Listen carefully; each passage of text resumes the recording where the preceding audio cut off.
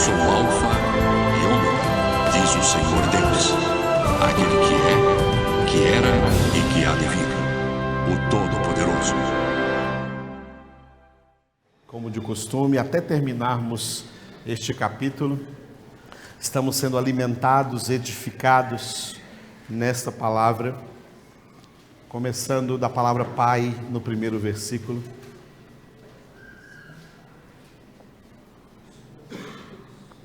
Lembra que você vai estar unindo a sua voz à voz de Jesus. Como igreja, então vamos.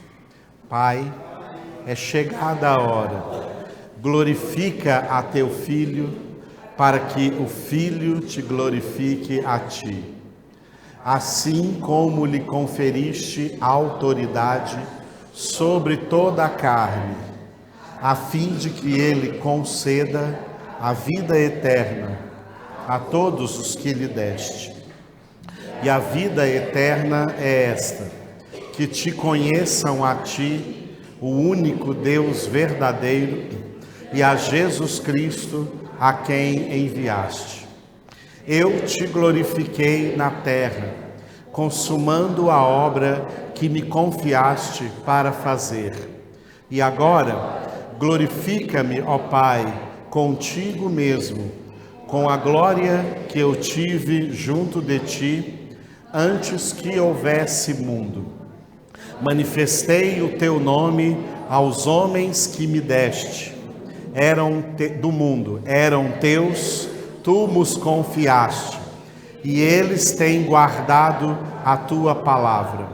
Agora eles reconhecem que todas as coisas que me tens dado provêm de ti, porque eu lhes tenho transmitido as palavras que me deste, e eles as receberam, e verdadeiramente conheceram que saí de ti, e creram que tu me enviaste.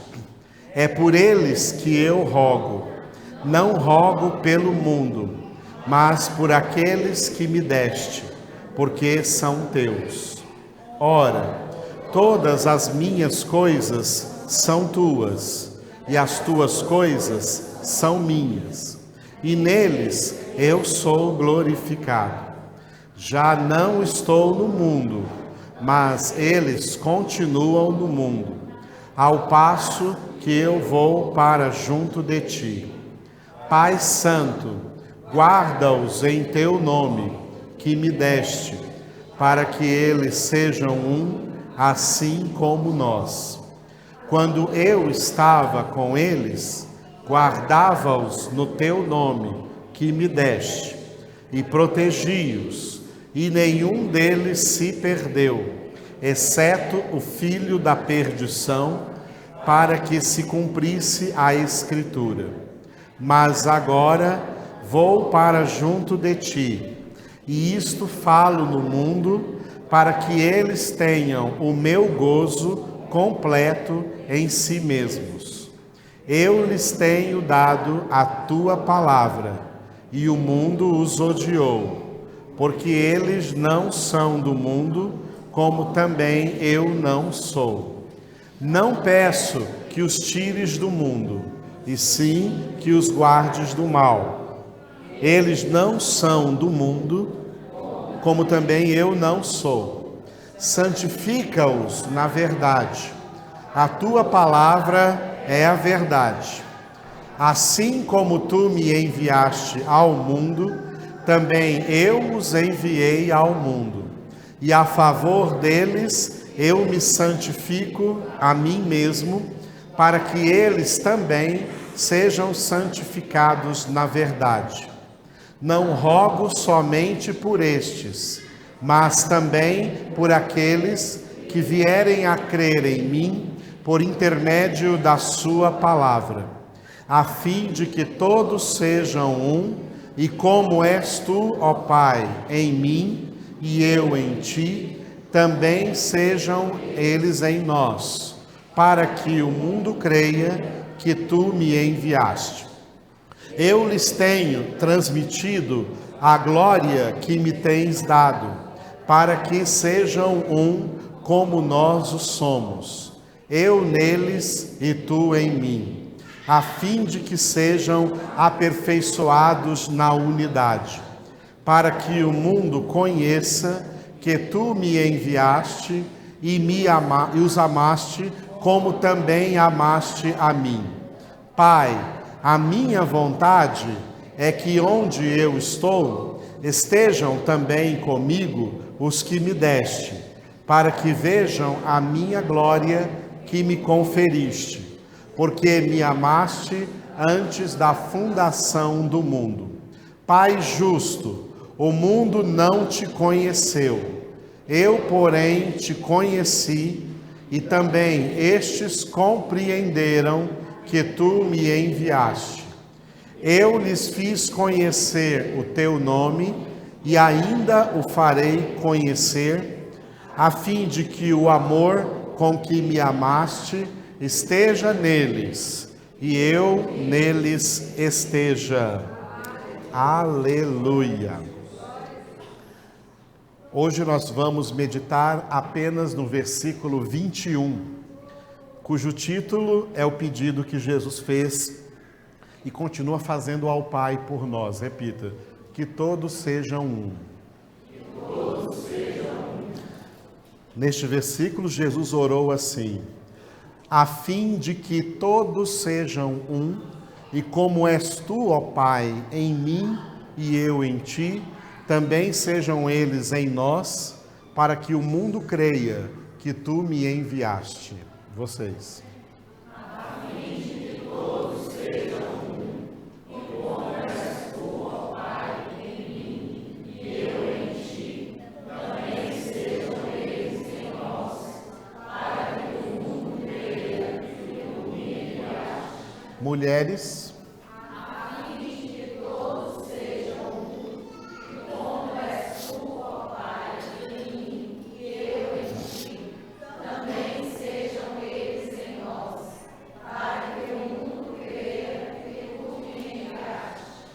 Homens. A fim de que todos sejam um, e como és tu, ó Pai, em mim e eu em ti, também sejam eles em nós, para que o mundo creia que tu me enviaste. A última vez, todos juntos. A fim de que todos sejam um, e como és tu, ó Pai, em mim e eu em ti, também sejam eles em nós, para que o mundo creia que tu me enviaste. Este versículo possui duas afirmações de propósito. A primeira começa com a fim de que, ou seja, com qual finalidade, com qual propósito, para que. Jesus ora por nós, Jesus não ora pelo mundo, mas só por aqueles que do mundo o Pai deu a Ele, para que todos esses salvos, remidos, convertidos, para que todos sejam um. Então Jesus ora por uma coisa na igreja, e essa coisa se chama, diga, unidade. A segunda afirmação de propósito está lá no para quê. Para quê? Para que Jesus ora pela nossa unidade? Para que o mundo creia que o Pai enviou Jesus. Aleluia. Vivemos em tempos muito difíceis e que, pelas profecias da Escritura, do próprio Jesus principalmente, sabemos que a tendência é se tornar cada vez mais difícil, porque a humanidade vive em tribulação, mas vai chegar ainda a grande tribulação, que Jesus disse que será uma tribulação como nunca houve antes em toda a história da humanidade. É por isso que no mundo inteiro as coisas estão muito difíceis. E um dos fatores que levam essas coisas, todas as coisas do mundo a estarem tão difíceis, é o que Jesus chamou de a multiplicação da iniquidade, a multiplicação do pecado, a multiplicação da maldade. E com essa multiplicação se multiplicam homicídios, ódios, maldades, corrupções, malícias, promiscuidade de todos os gêneros. O mundo está se tornando um lugar terrível. Por isso, a Escritura declara que sabemos que somos de Deus, mas o mundo inteiro jaz no maligno. O mundo tem sido, a humanidade pecadora, ímpia, está cada vez mais possuída por Satanás e realizando as obras do seu pai, que é o diabo. O pai da maioria das pessoas do mundo não é Deus.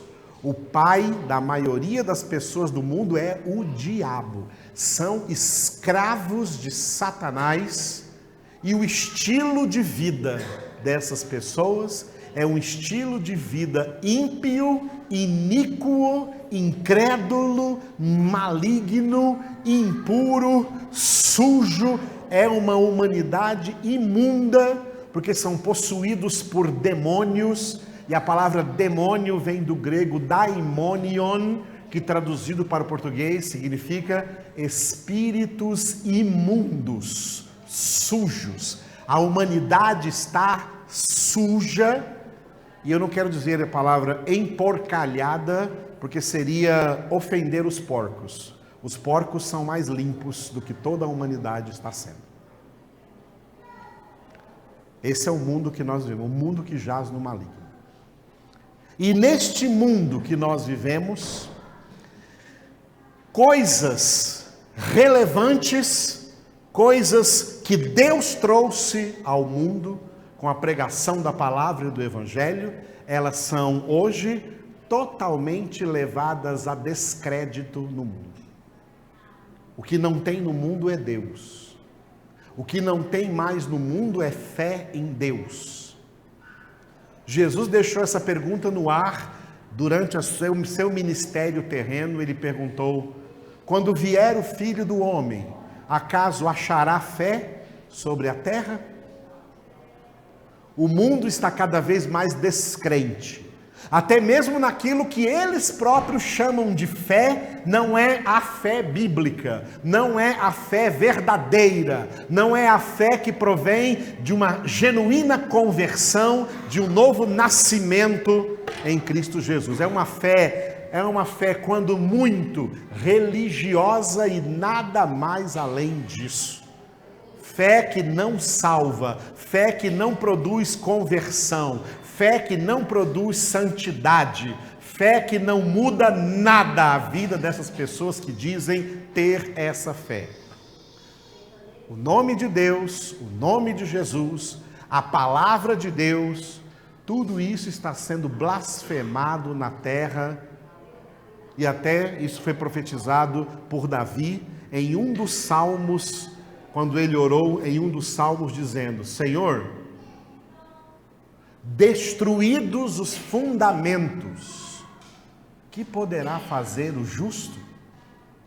Os fundamentos da fé estão destruídos, e porque os fundamentos da fé no mundo estão destruídos, também estão destruídos fundamentos do casamento, fundamentos da família, fundamentos da educação de filhos, fundamentos que se referem à família como célula máter da sociedade, como pilar da sociedade, e por isso a sociedade se corrompe, porque é formada de famílias corrompidas, famílias desregradas, famílias divididas, famílias onde Satanás entrou e fez um arraso.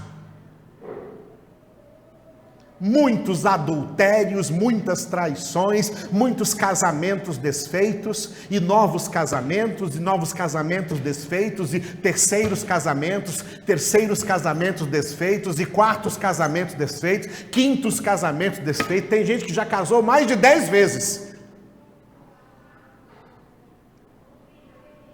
E tem gente que já casou tanto e não deu certo, que agora está casado com pessoa do mesmo sexo, para ver se dá certo. Essa é a sociedade que nós estamos vivendo. O mundo não tem mais fé, não crê que Jesus Cristo foi enviado, o Evangelho caiu em descrédito, a palavra de Deus caiu em descrédito. E uma das razões é por causa dos próprios crentes, por causa das próprias denominações ditas cristãs, por causa de pastores, por causa de pregações, por causa de modismos, por causa de muitas heresias lançadas por aí, e por causa, sobretudo, da rejeição da verdade.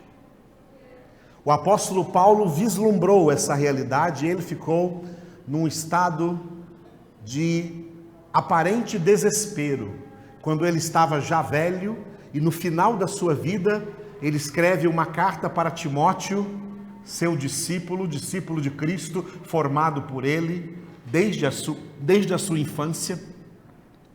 Paulo conheceu Timóteo na primeira viagem, quando ele passou pela região da Frígia, da Panfilha, da Galácia.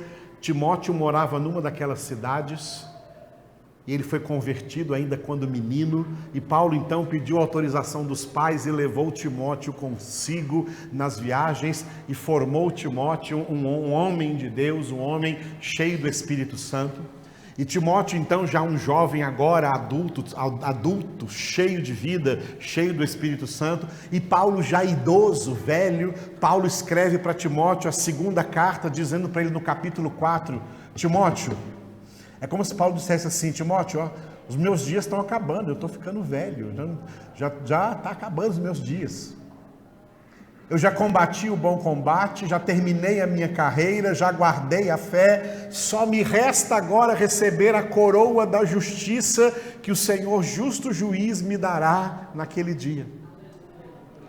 Mas você ainda tem muitos anos para viver aí pela frente, você está jovem, aprendeu tudo, lembra de quem que foi, lembra o que você aprendeu e lembra de quem você aprendeu, porque eu te ensinei. E agora, eu te conjuro, eu tenho autoridade para te conjurar. Essa é uma palavra pouco usada hoje em dia, mas era uma palavra muito forte antigamente, conjurar alguém, tá? Colocar alguém debaixo de um forte juramento que o obrigue a fazer o que está falando. Eu te conjuro, em nome de Cristo Jesus, que há de julgar vivos e mortos. Prega a palavra. Insiste em pregar a palavra. Prega a palavra quando você tiver oportunidade e pregue também quando não tiver oportunidade. Porque virá o tempo em que as pessoas não suportarão mais a sã doutrina, mas se cercarão de mestres segundo a sua própria cobiça, como que sentindo comichões nos ouvidos, coceira nos ouvidos, e rejeitarão a verdade e se entregarão a fábulas, se entregarão a pregações fictícias, se entregarão a pregações falsas, se entregarão a evangelhos falsos e rejeitarão o verdadeiro evangelho. Parece que Paulo estava vendo os nossos dias, porque isso que ele falou se cumpre plenamente hoje. Hoje não apenas o mundo rejeita o Evangelho,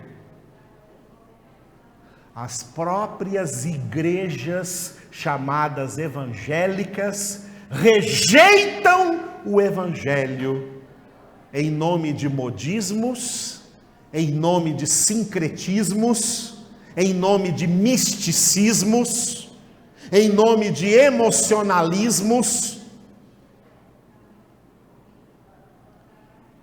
E quem não suporta ouvir a sã doutrina hoje são os próprios crentes, os próprios evangélicos. O mundo, então, nem se fala.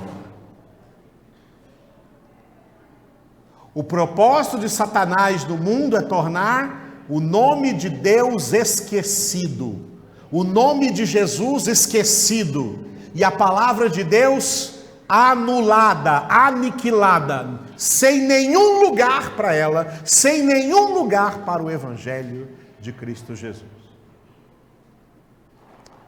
Essa é a realidade que nós estamos vivendo e ela vai piorar. Vai piorar e você vai sentir, quem tem filhos pequenos, vai sentir no que eles vão começar a receber nas escolas. E se os seus filhos pequenos forem ensinados por você a ser verdadeiros evangélicos nas escolas, serão perseguidos nas escolas, pela direção da escola, pelos professores da escola e pelos alunos da escola e pelos pais dos alunos da escola. E o que você vai fazer?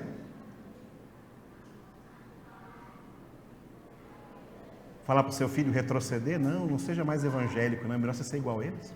É isso que você vai ter que fazer?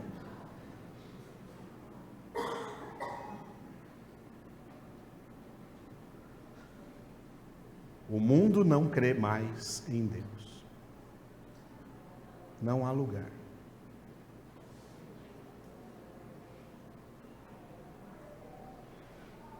Não há lugar para a verdade. Muito lugar para a mentira. A mentira está com tudo. A verdade não tem lugar. Jesus já sabia disso. E ele orou. E continua orando por nós à direita do Pai. E uma das coisas que Jesus pede ao Pai é também algo que, na palavra, ele também ordenou a nós que cremos nele. Que sejam um. Pai, eu oro por eles, a fim de que todos sejam um. E como és tu, ó Pai, em mim, e eu em ti, também sejam eles em nós. Jesus não pede para nós um tipo de unidade construída pelo homem, combinada entre si, entre os homens, mas um tipo de unidade que ele tem com o Pai e com o Espírito Santo, uma unidade sobrenatural.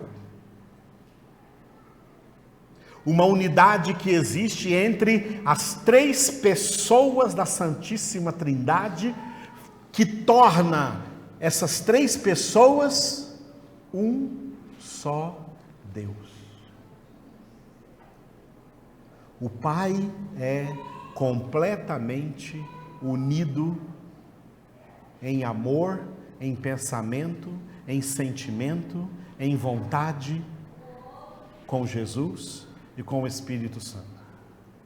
Jesus é plenamente unido em pensamento, em sentimento, em vontade, em propósito com o Pai e com o Espírito Santo. O Espírito Santo é plenamente unido em pensamento, em sentimento, em vontade, em propósito, com o Pai e com Jesus. Não há nenhum espaço de divisão entre essas três pessoas, entre o Pai, o Filho e o Espírito Santo. E a união dessas três pessoas, que são três pessoas distintas, são três pessoas diferentes. O Pai é o Pai, ele não é Jesus e ele não é o Espírito Santo, ele é o Pai. Jesus não é o Pai, ele é o Filho. A gente pode ficar, Jesus, meu paizinho. Ele não é o Pai, não, ele é o Filho. E ele não é o Espírito Santo. Ele é uma pessoa. O Espírito Santo não é o Pai, e o Espírito Santo não é o Filho, o Espírito Santo é o Espírito Santo. São três pessoas diferentes, mas são tão unidas que são um só Deus. E o que Jesus está orando aqui é que Ele quer que a nossa unidade com Ele e entre nós seja desse jeito. Porque nós, como igreja, formamos um só corpo em Cristo Jesus.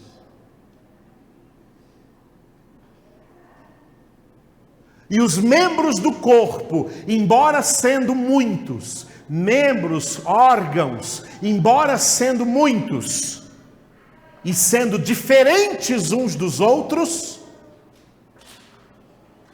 cada um tem a sua função em um mesmo corpo. Em um mesmo corpo.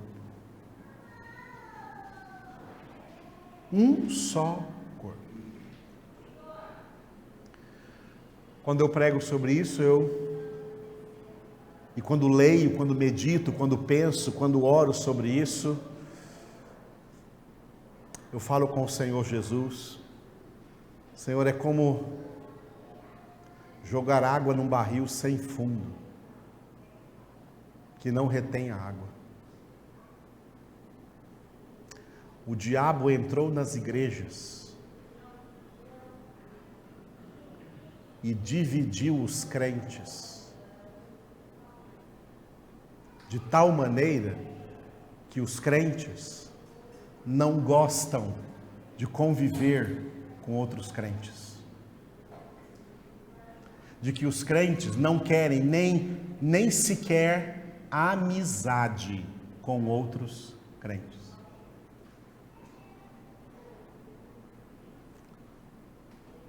De crentes que se sentem traumatizados porque alguma amizade falhou com ele. Mas não esqueça que nós só lembramos das pessoas que falharam conosco, mas nunca lembramos daquelas que nós falhamos com elas. A medida é a mesma. Falharam com você e você também falhou.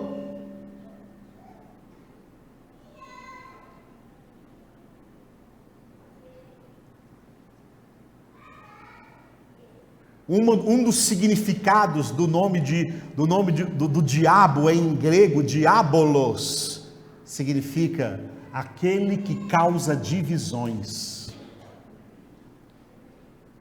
Por isso que Paulo fala para Timóteo, Paulo fala para Tito, olha, se afasta das pessoas facciosas.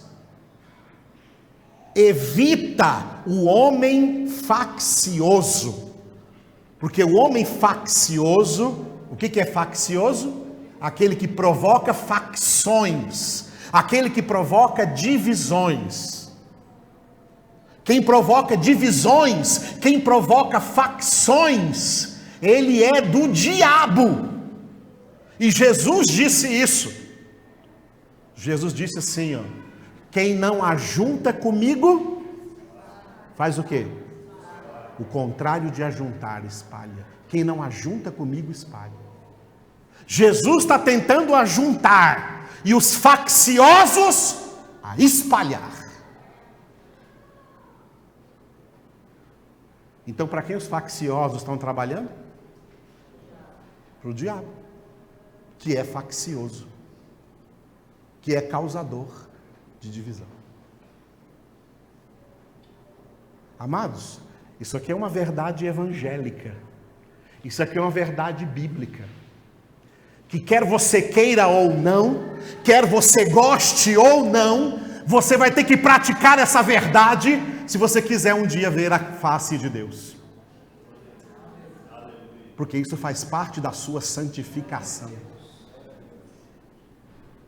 E quando nós crentes, unidos, machucamos uns aos outros, isso é porque nós somos todos pecadores e todos necessitados de santificação, e ao nos machucar uns aos outros, mas também perdoar uns aos outros, porque o perdão é evangélico, irmãos. É ordem de Deus. Uma vez na sala de aula, alguém falou para mim assim: pastor, mas o perdão não é uma decisão? Não, senhor, quem pregou isso? Tem pregador herege pregando porque perdão é uma decisão. Perdão não é decisão, não. Perdão é um mandamento.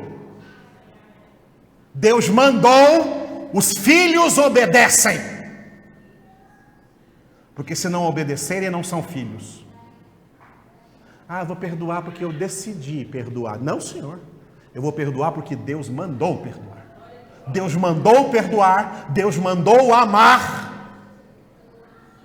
Mandou perdoar, mandou amar. Foi Deus que mandou, irmãos? Por favor, me digam, eu quero saber, foi Deus quem mandou? Deus mandou amar? Deus mandou perdoar? Mandou amar até inimigos? Foi Deus que mandou? Você está resistindo então por quê? Você está fugindo disso então por quê? Você está fugindo disso porque você não quer Deus. É isso? Você não quer Deus na sua vida? Você não quer Deus na sua vida? Ó Deus, sai da minha vida, porque se o Senhor está me mandando me unir com um monte de gente que eu não gosto, eu não vou querer isso não. Eu prefiro ir para o lago de fogo de enxofre. É isso que você quer? Deus mandou, a gente obedece. E se por obedecer a Deus somos feridos, somos atingidos, somos machucados, aleluia, porque isso tudo coopera para a nossa santificação, sem a qual ninguém verá o Senhor. Se homens, se irmãos me ferem, se filhos de Deus me ferem, porque não são filhos de Deus perfeitos, porque o único filho de Deus perfeito é Jesus. Jesus é o único perfeito. Eu sou imperfeito, você é imperfeito. Nossas imperfeições nos machucam, mas o Espírito Santo de Deus em nós, derramando o amor de Deus em nossos corações, nos ajuda a superar, a vencer e a se santificar. Porque esse é o plano de Deus, essa é a vontade de Deus. Quando que nós vamos fazer a vontade de Deus, amados? Quando vamos obedecer a Deus? Até quando vamos fugir dos mandamentos de Deus? É para cumpri-los, é para obedecer, porque aquele que ouve a palavra e não pratica, está edificando sobre a areia.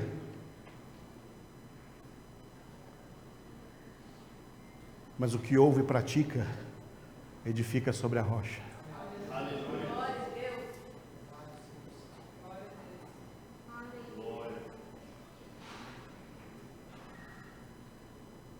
Amados, essa aqui, a palavra da unidade, a doutrina da unidade na palavra de Deus, tá? Isso aqui é alimento sólido. Isso aqui não é leitinho espiritual. É alimento sólido para gente amadurecida na fé, para gente amadurecida na palavra,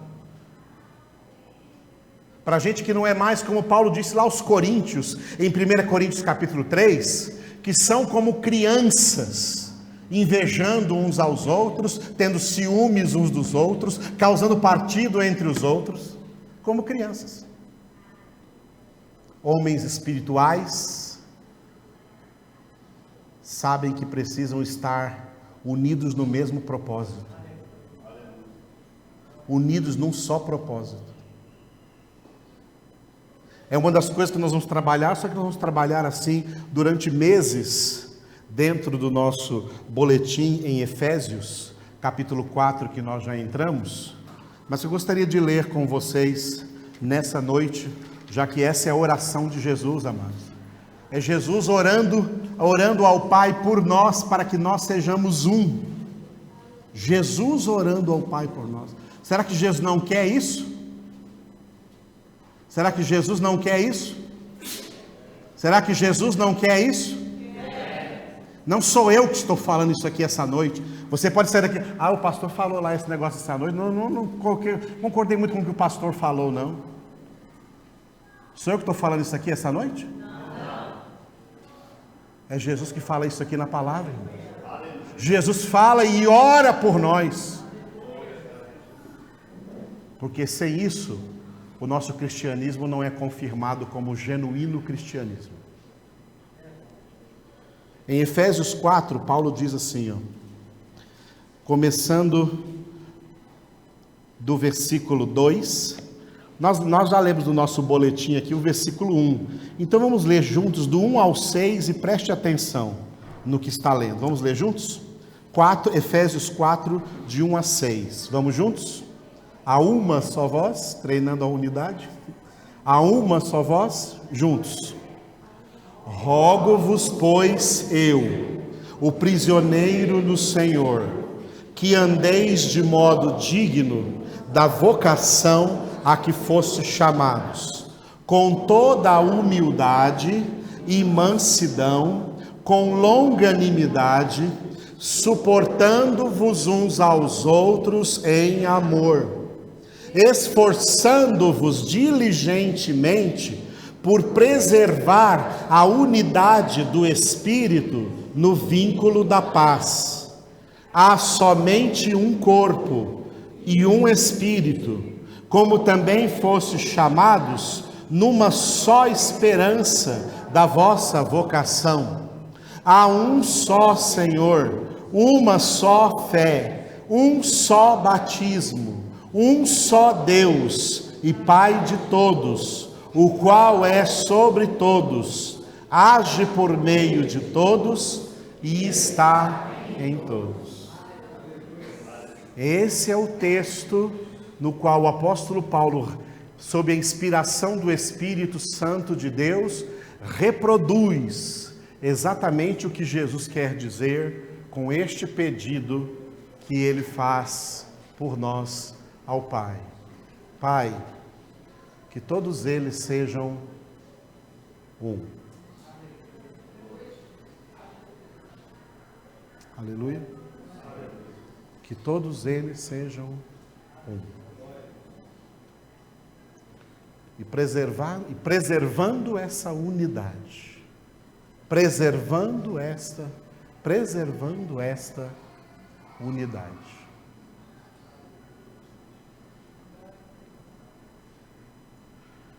É assim que vivia a igreja primitiva. E é por isso que na igreja primitiva ninguém faltava em nenhuma congregação. E a congregação deles não era 4 vezes na semana, eram todos os dias. E ninguém faltava, porque estavam todos unidos. Estavam em comunhão espiritual, perseverando juntos na doutrina dos apóstolos E aí no versículo 47 de Atos 2 diz que o Senhor acrescentava no meio deles, cada dia, os que iam sendo salvos. Os crentes hoje estão tão lesados espiritualmente pelo diabo,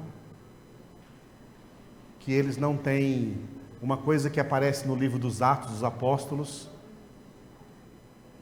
desde antes de vir o Espírito Santo, ainda no capítulo 1, unanimidade, unânimes na oração, eles oravam unanimemente. Mesmo antes de vir o Espírito Santo, eles estavam orando unanimemente, até que foram cheios do Espírito Santo, e viviam como um só corpo, e por isso o Senhor acrescentava cada dia os que iam sendo salvos, porque esse é o efeito da unidade. Descrentes passam a crer, para que o mundo creia que tu me enviastes. Descrentes passam a crer. Descrentes são convertidos quando eles veem unidade. Isso não é uma coisa, amados, organizada pelo pastor. Tem gente que espera o pastor organizar a unidade da igreja. Está errado, irmãos. Não é uma coisa organizada pelo pastor. Não é uma coisa organizada pelo sistema denominacional. Não é uma coisa organizada pela denominação, que tem que inventar algumas coisas para que as pessoas estejam unidas aí, não por causa de Cristo e nem por causa de uma das outras, mas por causa da coisa que foi inventada. A unidade é uma edificação de todos nós em Cristo, juntos. De todos nós em Cristo, juntos. Uma vez chegou uma pessoa para mim, né, não ficou na igreja, essa pessoa também, falou assim: em que eu posso ajudar aqui na igreja? Eu falei para ela assim, ó, não falte em nenhuma congregação. Se você não faltar em nenhuma congregação, essa é a maior ajuda que você vai dar. Porque quando Deus vê todo mundo reunido num só propósito, Ele vê, puxa vida, ali tem unanimidade, ali tem unidade. Aí Deus acrescenta os que vão sendo salvos. Os crentes estão vendo domingueiros, como os católicos, que vêm na congregação só domingo. A igreja primitiva não começou assim, a igreja de Cristo não começou assim. Quarta-feira aqui nós temos um punhado de pessoas, sábado aqui nós temos um punhado de pessoas. Eu até chorei muito diante de Deus para que todos vocês viessem fazer o seminário, porque o nosso seminário é algo muito especial, quem está fazendo sabe disso. Mas vocês não têm unanimidade comigo. Parece que vocês não concordam com o que está sendo feito. Talvez porque você queria que fizesse uma outra coisa, como não está tendo, então também vou me vingar. O que o pastor falar eu também não vou fazer. Que carnalidade, hein? Que carnalidade. Que infantilidade. Que criancice. Não está mais vendo Jesus? Que é para percorrer a carreira que nos está proposta, a mesma carreira está proposta a todos nós, para percorrermos com um olhar fixo no autor e consumador da fé, Jesus. E Jesus está aqui. Jesus não falta aqui em nenhuma congregação. Jesus é a verdade, é a palavra, e não falta aqui em nenhuma congregação. Palavra como eu sei, irmãos, que raramente está tendo por aí. Estamos vivendo nos dias como foi no tempo de Samuel. Leia em 1 Samuel, você vai ver um versículo dizendo lá: a palavra era rara naqueles dias. Hoje é a mesma coisa, a palavra está rara. É uma raridade, amados. Muita gente que nem é da nossa congregação, que nem vem congregar conosco, fala isso para mim porque assiste aos vídeos que ficam gravados e chegam para mim: pastor, o que você está pregando ali não está sendo pregado em lugar nenhum mais não.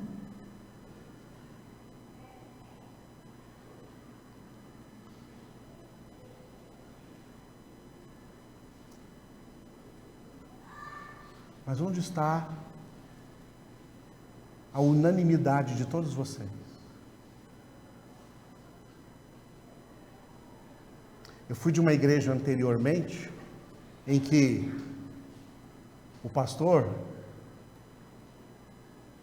eu era um pastor auxiliar naquela igreja, e o pastor principal chamava eu, Elaine, e ele, a esposa dele, e mais uns 2 ou 3 casas de pastores, para reunir todo dia de tarde, quando tinha culto à noite, para telefonar para todas as pessoas da igreja e implorar para elas vir. Tem reunião hoje, você não pode faltar, tem que vir. Isso é errado. As pessoas não têm que vir porque tem alguém ligando para elas. As pessoas têm que vir porque elas amam a Deus, porque elas amam Jesus, porque elas amam a palavra. E porque ela se alegra quando lhe disseram: vamos à casa do Senhor. Como o William falou, não é porque aqui é a casa, é porque nós somos a casa reunida do Senhor. Porque o salmo que lemos ontem diz: quão bom e agradável viverem unidos os irmãos, é como óleo precioso derramado sobre a cabeça e que desce pela barba de Arão e vai até a gola de suas vestes, é como o orvalho do Hermon sobre as colinas de Sião, porque é ali que o Senhor derrama a bênção e a vida para sempre. Porque Jesus disse: onde 2 ou 3 estão reunidos em meu nome, eu estou aí no meio deles. E você quer faltar numa reunião onde Jesus está? Porque você diz que gosta muito de Jesus, mas não suporta ninguém mais que está aí, é verdade? Que gostar de Jesus é isso que você gosta? É mentira. Eu estou aí. Eu estou aí no meio deles.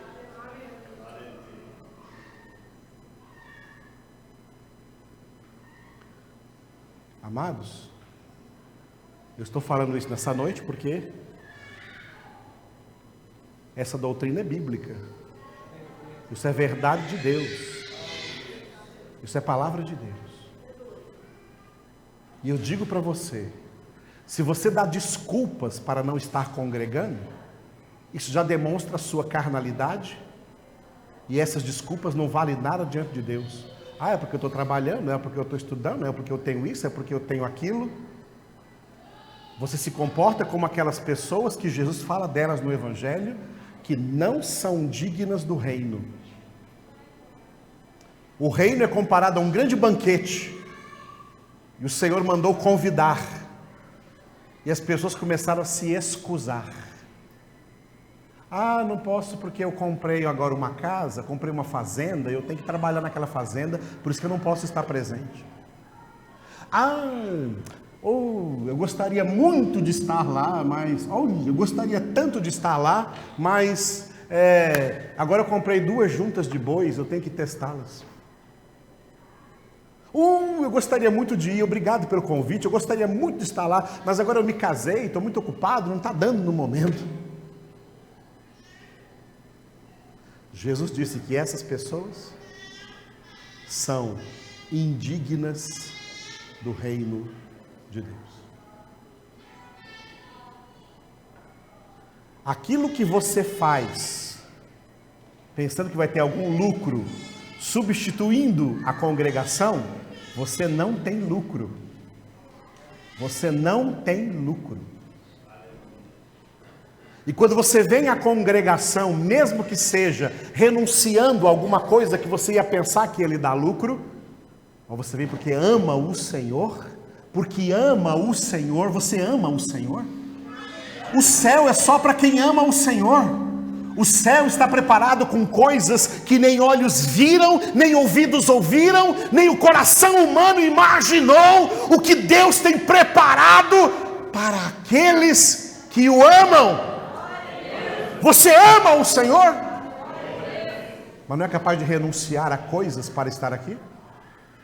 Coisas que você não renuncia porque você a julga mais importante do que estar aqui em comunhão, em unidade, tentando construir essa unidade. Essa é uma das coisas mais difíceis que existe para a gente fazer em igreja hoje. É construir a unidade. E eu não faço o que outras igrejas fazem, o que outros pastores fazem.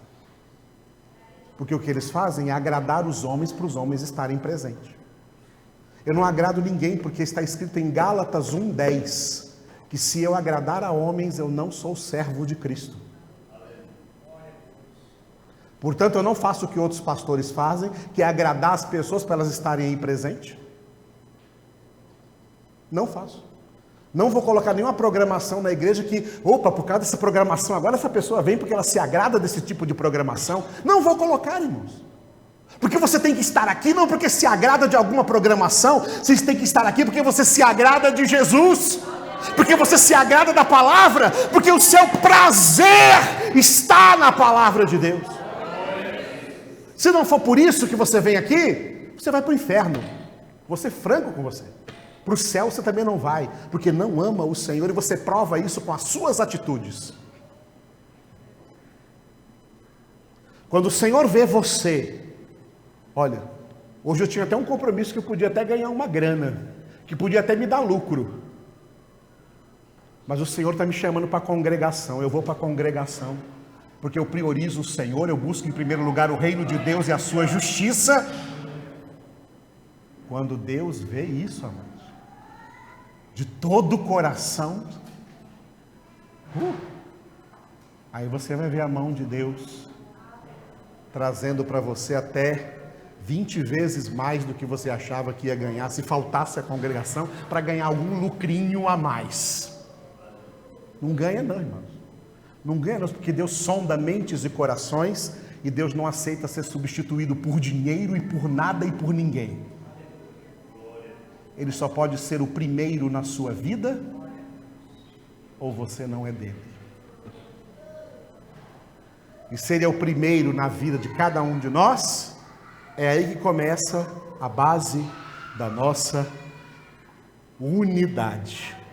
Estamos unidos porque todos nós temos uma coisa em comum: Deus é o primeiro lugar na nossa vida. Deus é o primeiro lugar na nossa vida. Deus é o primeiro lugar na nossa vida. Deus é o primeiro lugar na nossa vida.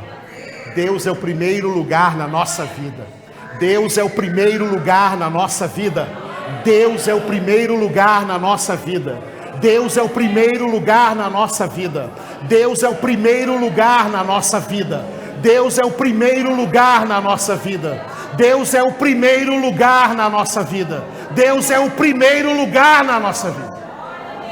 Não é dinheiro, não é emprego, não é trabalho, não é família, não é casamento, não é filho, não é carro, não é casa. Deus é o primeiro lugar na nossa vida. Ou é assim que somos de Deus, ou não somos de Deus. Eu não sei você, eu sou de Deus. Deus é o primeiro lugar na minha vida. Desde que Ele me resgatou, Ele sempre foi o primeiro lugar na minha vida. E por isso que eu tenho autoridade para pregar isso para você nessa noite, porque eu vivo isso na minha vida. Aleluia. Esse clamor hoje não é meu. Esse clamor é do nosso Salvador. Pai, eu oro por eles, a fim de que todos sejam um. E como és tu, ó Pai, em mim, e eu em ti, também sejam eles em nós. Para que o mundo creia que tu me enviaste. Aleluia. Eu sou o Alfa e Ômega, diz o Senhor Deus, aquele que é, que era e que há de vir, o Todo-Poderoso.